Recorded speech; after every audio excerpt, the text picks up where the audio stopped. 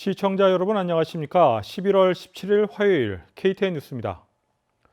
조 바이든 대통령 당선인이 오늘 오전 백악관 주요 요직 핵심 참모 명단을 발표했습니다.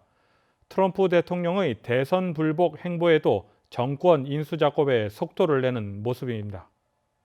지난 11일 발표된 론 클레인 백악관 비서실장 내정자 발탁에 이은 후속 인선 작업으로 해석됩니다.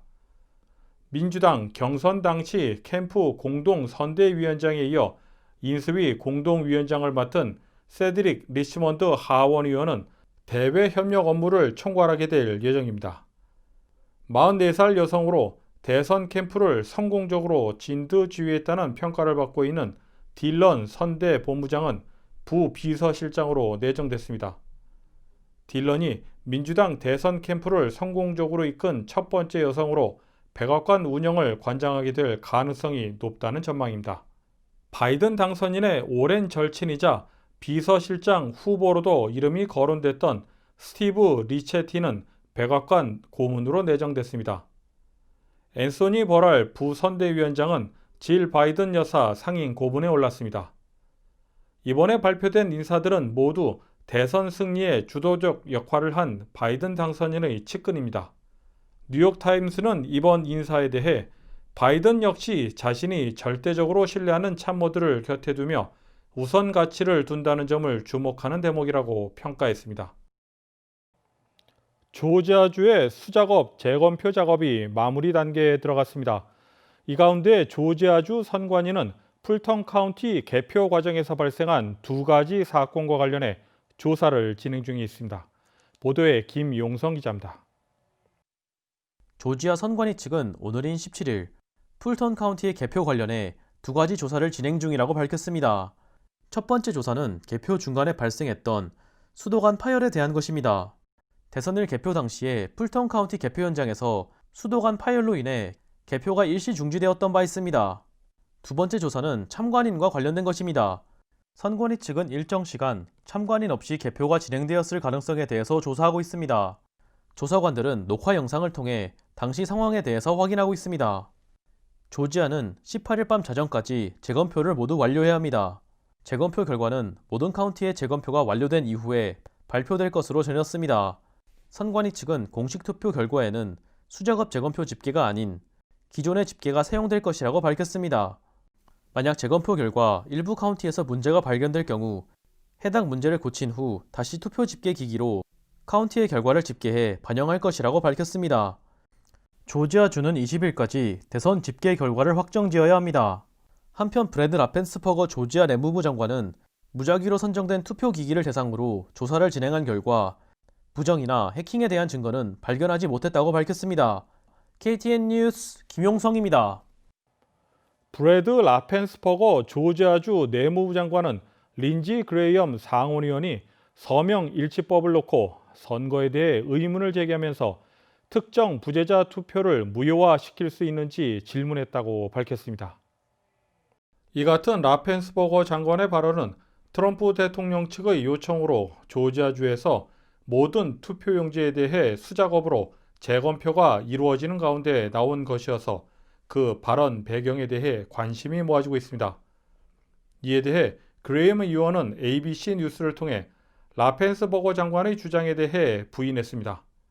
질문에 서명이 정확히 일치하는지 알아보려는 노력이었다며 합법적 투표를 무효화하려 한다는 라펜스버거 장관의 해석은 말도 안 되는 소리라는 입장을 나타냈습니다.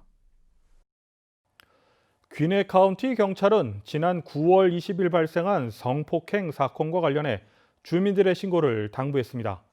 성폭행 용의자는 사건 당일 프리젠닐 로드 2500번 블럭 인근에서 피해자를 인근 숲속으로 끌고 간 뒤 성폭행을 한 혐의입니다. 용의자는 20대에서 30대의 흑인 남성으로 드레드 헤어를 한 것으로 알려졌습니다. 범행 당시 용의자는 카키색 바지와 흰색 줄무늬 티셔츠를 입고 가방을 메고 있었습니다. 박선근 한미우회협회 회장과 송종규 전 애틀란타 한국학교 교장이 지난 13일 애틀란타 한국학교에 후원금을 전달했습니다. 한국학교 측에 따르면 박선근 회장은 건축기금 15,000달러와 학교 봉사교육 프로그램 개발비 5,000달러 등 총 2만 달러를 후원했으며 송종규 전 교장은 2만 5,000달러를 기탁했습니다. 이에 대해 이국자 이사장은 항구학교 사무실 이전에 큰 힘을 줬다며 오는 12월 초 새로 구입한 사무실 내부 공사가 마무리되는 대로 이전할 계획이라고 밝혔습니다. 어제 하루 조지아주 코로나19 신규 확진자 수가 3,000명을 넘어섰습니다.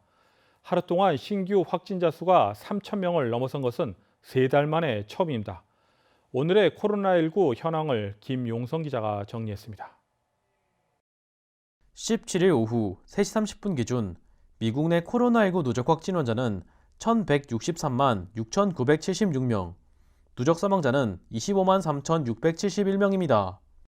어제 하루 동안 신규 확진 환자는 16만 2,346명 늘었고 신규 사망자는 740명 증가했습니다.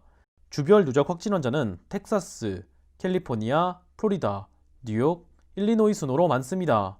주별 누적 사망자는 뉴욕, 텍사스, 캘리포니아, 플로리다, 뉴저지 순으로 많습니다.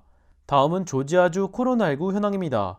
주 보건당국의 오후 2시 50분 집계에 따르면 조지아주의 누적 확진 환자는 39만 1,466명, 누적 사망자는 8,496명으로 집계됐습니다. 신규 확진 환자는 3,603명 증가했고 신규 사망자는 27명 증가했습니다. 다음은 카운티별 집계입니다. 풀턴 카운티 누적 확진 환자 34,631명, 누적 사망자는 652명입니다. 16일에서 17일 사이에 신규 확진 환자는 651명 늘었고 신규 사망자는 1명 늘었습니다. 기넷 카운티 누적 확진 환자 33,937명, 누적 사망자는 475명입니다. 신규 확진 환자는 340명 늘었고 신규 사망자는 1명 늘었습니다. 캅 카운티 누적 확진 환자 24,333명, 누적 사망자는 484명입니다.